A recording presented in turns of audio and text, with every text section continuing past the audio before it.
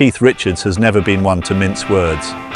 Over the decades, his sharp tongue and unfiltered honesty have sliced through much of the puffery surrounding rock and roll, leaving behind a trail of withering assessments and brutal truths.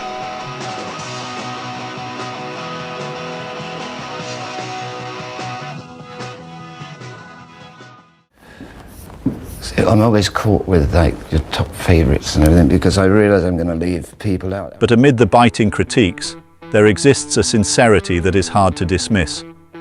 When Richards speaks, it is without malice or mischief, but with a conviction grounded in decades of living and breathing the essence of music itself. So when he singles out a handful of bands as the greatest of all time, it's worth sitting up and paying attention.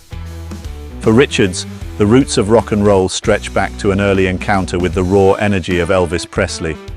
More specifically, it was not just Presley who set the young guitarist's world alight, but the tight-knit trio that backed him, the Hillbilly Cats.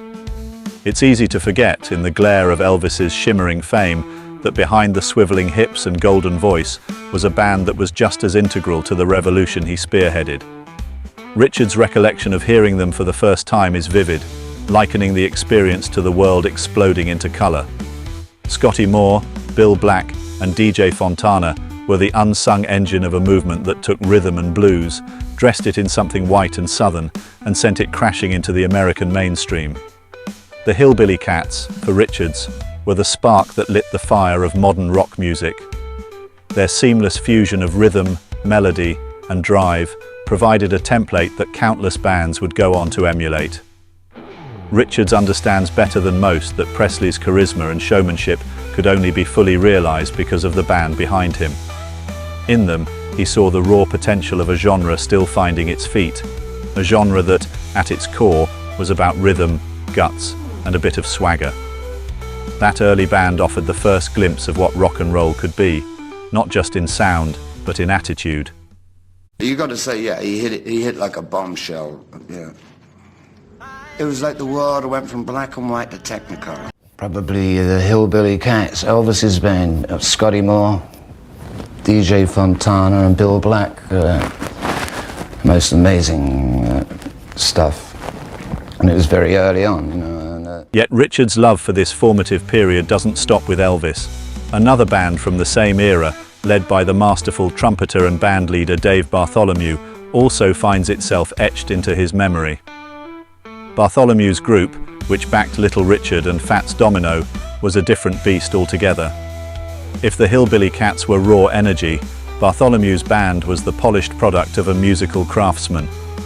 They brought a sophistication to early rock and roll that belied its brash image.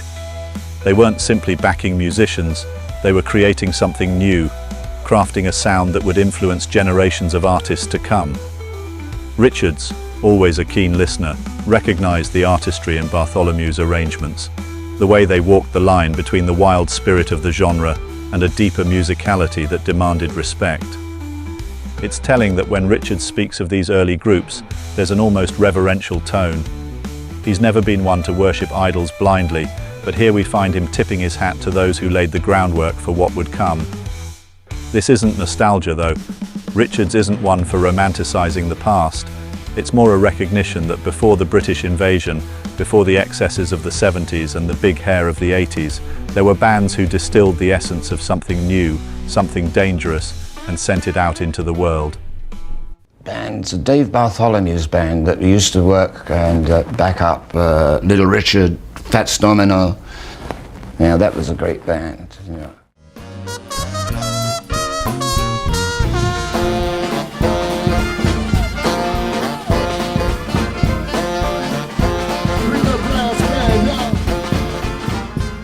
But the story of Richards' musical admiration doesn't stop in the 1950s.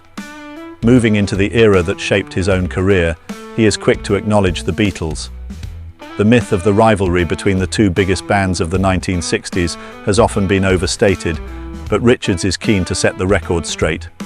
For all the jibes and the occasional harsh words, there was always a mutual respect between the two groups.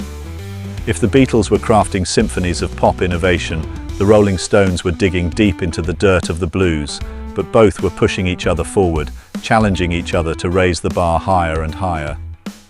Richards, though, isn't without his critiques. He has never been shy about his disdain for certain aspects of the Beatles' later work, particularly Sgt. Pepper's Lonely Hearts Club Band. To him, it was a self-indulgent mishmash, a far cry from the raw simplicity of their earlier material. But even in his criticisms, there's an undercurrent of admiration. After all, if the Stones felt compelled to create their own psychedelic experiment in response, it speaks to the influence that the Beatles had, even at their most indulgent. Richards' comments aren't about tearing down his contemporaries, but about keeping the focus on what matters, the music, stripped of pretension and artifice. Oh, the Beatles, obviously, I sort of throw them in. And it is perhaps this distaste for excess that leads Richards to his final selection. Where others might have chosen Led Zeppelin or The Who, bands that personified the epic, bombastic style of the late 60s and early 70s, Richards instead singles out Steve Marriott. Marriott was, in many ways, a musician after Richards' own heart. He wasn't a showman in the vein of Robert Plant or Roger Daltrey, but his voice was something special, capable of soaring to great heights without losing its earthy, soulful quality. Marriott was a man who fronted not one, but two iconic bands, the Small Faces and Humble Pie, and yet never seemed to get the recognition his talents deserved. In championing Marriott, Richards is making a point. It's not about the spectacle, the size of the crowd, or the mythology that surrounds a band. It's about the music and the heart that goes into it. Marriott may not have had the commercial success of some of his peers, but to Richards, that doesn't matter. What matters is that he had the chops, the voice, and the presence to stand alongside the greats. It's a reminder that in the end, all the lights, the noise, and the fame are secondary to the thing that truly matters, the music itself. I always like Steve Marriott's, very much from the English point of view. The Small Faces, and then he had Humble Pie, I think, but I'm not going to say, Led Zeppelin, The Who, and, Black Sabbath, I'd only be lying. They're not my favourites. They're all good, I know them, they're all good players and everything, but as a band, nah. They're thrown together, and you always feel it. You can always see the join. In these choices, we get a glimpse into what makes Richards tick as a musician. He's always been about the rhythm, the grit, and the authenticity. His heroes are not the ones who conquered the charts or sold out stadiums. They're the ones who played with heart, who pushed boundaries not for the sake of being different, but because they had no other choice. They were pioneers not just in the sounds they created, but in the way they lived their lives, uncompromising, unafraid, and always moving forward. In that, they are the true architects of rock and roll, and in Richards' eyes, there's no higher praise than that.